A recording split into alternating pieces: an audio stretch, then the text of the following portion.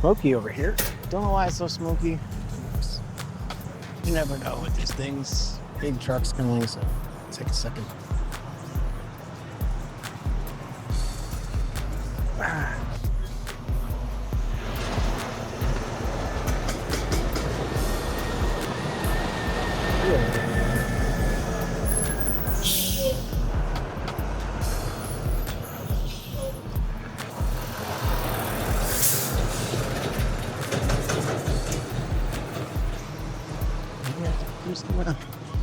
Across the road on the bicycle. Not dangerous at all.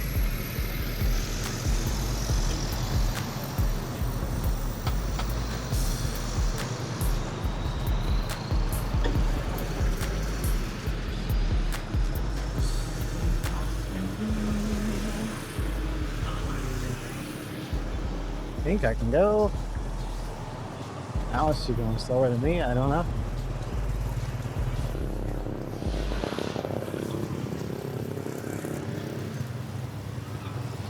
To the park.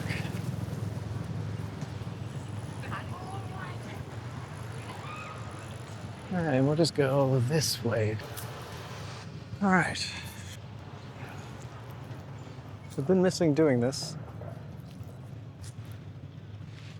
Just getting out and walking. Oh, talk a little bit about going from a creator who just makes stuff to a creator that makes stuff for business purposes, or a creator that just attempts to monetize their creativity. I think there's two different versions of creatordom. Like you could have a product or business that you already have and try to make content around that thing that you already have that you're trying to sell. So just basically every piece of content is a commercial. And I think most people watching my channel are not trying to make commercials for themselves. I think they're more creative, and in order to keep going, you have to be able to film different things, not the same thing over and over. Create new things, create songs, create books, create art. Good to get out of the house, go for a walk. There's a lot of people out. The weather's so much nicer right now. Just to maybe change the view around. Let's see here.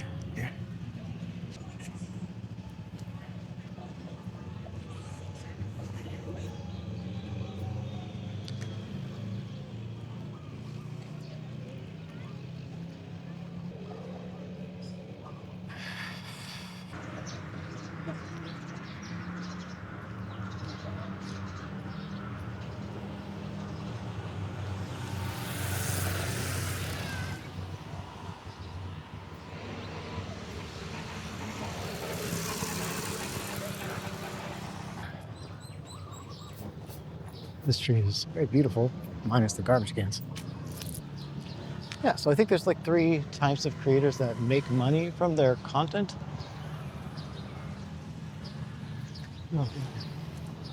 It's kind, like I said, it makes content around the business they already have. It makes content around the thing they like to make. And then there's a sort of a middle path where you make the things you like to make, but then you also find a gap or find ways to monetize things that you already use. Like on this channel, for instance, like I use Descript to edit. I promote Descript in the Descript affiliate link in the description of all my videos. I use this Osmo Pocket 3, so I promote the Osmo Pocket 3 in all of my videos. I love this tripod, so I promote the tripod in all of my videos. So it's something that's just sort of like an extra thought. Like, okay, I can monetize my channel by just adding a couple of extra things.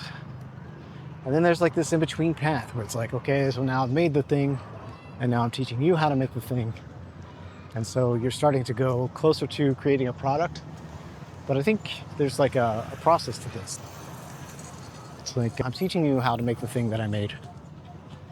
And it's still fun for me. That part is still fun. But when it comes to like, say I had, well, I do, on the other channel, I have a course, right? but it's like not as fun for whatever reason to promote that. I don't know, it just feels like kind of cringy, even though it's probably the best way to monetize on that channel. So we gotta walk back to the bicycle. All right, we can do this. Social anxiety be gone. Social anxiety from people that don't speak English. It's weird that that even is a thing. You would think that I'd have less because they don't speak English, but I have more because I can't be like, excuse me, oh, I'm sorry. Oh, did you want me to record? You didn't want me to record? You know, kind of thing. Whereas, I mean, technically we're in a public space and, you know, but still like there's kids around and stuff like that. And I never really thought about it before. But now it's like, okay, I mean, maybe I don't want to film all these kids playing games. I mean, if it was my kid, I wouldn't want somebody walking around filming them.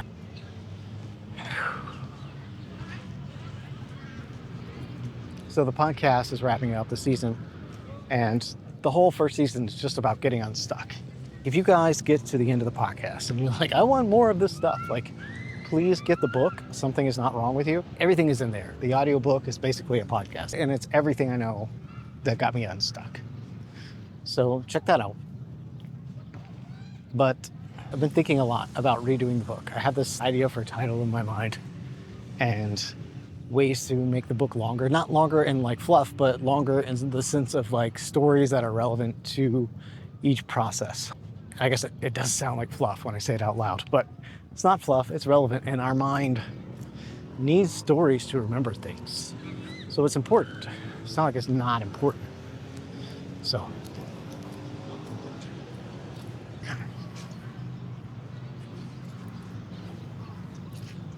think I'm just gonna sit down. For B-roll purposes, or not. I'll sit down here.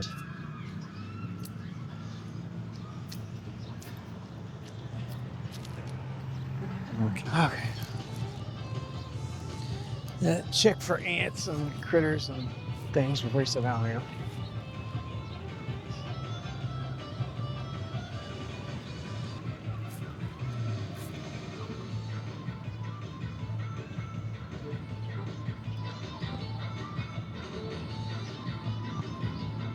A lot of thinking going on.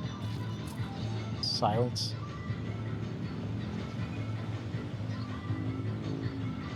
Speaking of the podcast, there is an unreleased episode of the podcast that is available now. You can get it. Well, it should be available now. There's a link in the description to grab that. It also is your fastest way to get on the newsletter / get 3 days of prompts to get you unstuck. Not AI prompts, just like prompts to get you unstuck. You know.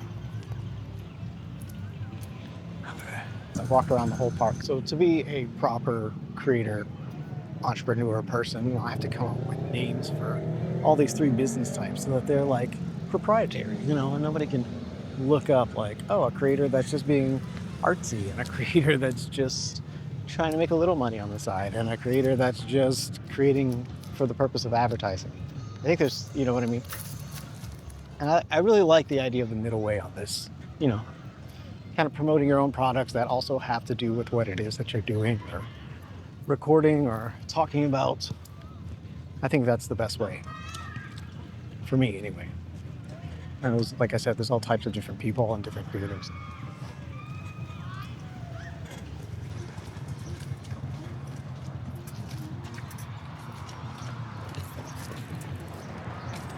Okay. Fun. Just ride to the end of the road, make a little loop-de-loop, turn around.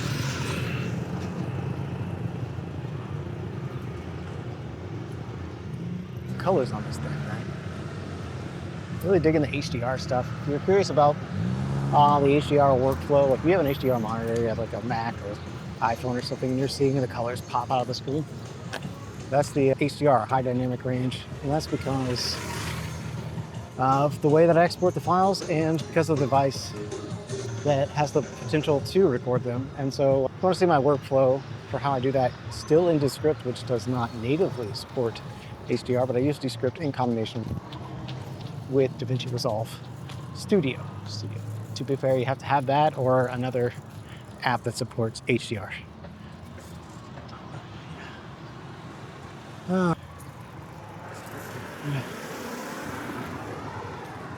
Fun. Okay, this is why I shouldn't cross the road. All right, this is sketchy.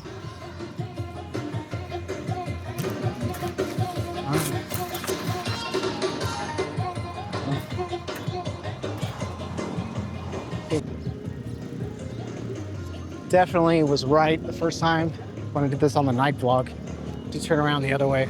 This is definitely sketch. Not so safe.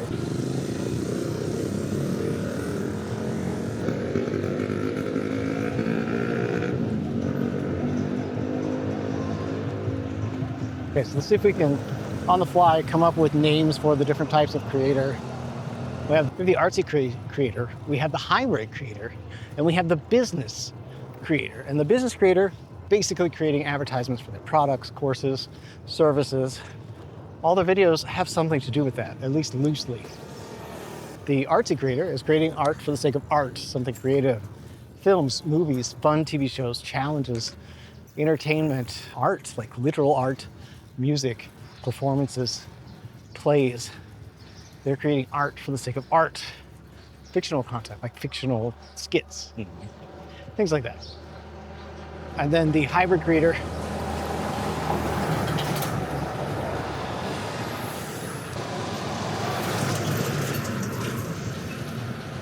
part of their content is business related, but their businesses that they tend to create are in line more with their art. It's like, oh, I write music, but I also have a course about how I write music. You can get it if you want. It's in line, but I didn't build the business from making an expensive course in writing music and then go backwards. But when I think of products though, I think of like, I don't know, like if you were Mitsubishi or something and you're like, what kind of content would you make that would be interesting to include, I don't know, washing machines in it? Like, you know, you would have to work backwards from that. And so like you would really have to stretch your muscle, and also like the content could be incredibly boring, like a commercial, to something creative like, I don't know, also a commercial, but something creative like a skit or something. You know, so it works all the ways.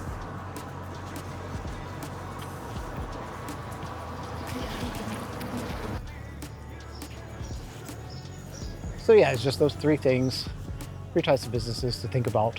Starting, like if you're a creator, you might want to start thinking about being a hybrid creator, thinking about how you can monetize your work, your creative work.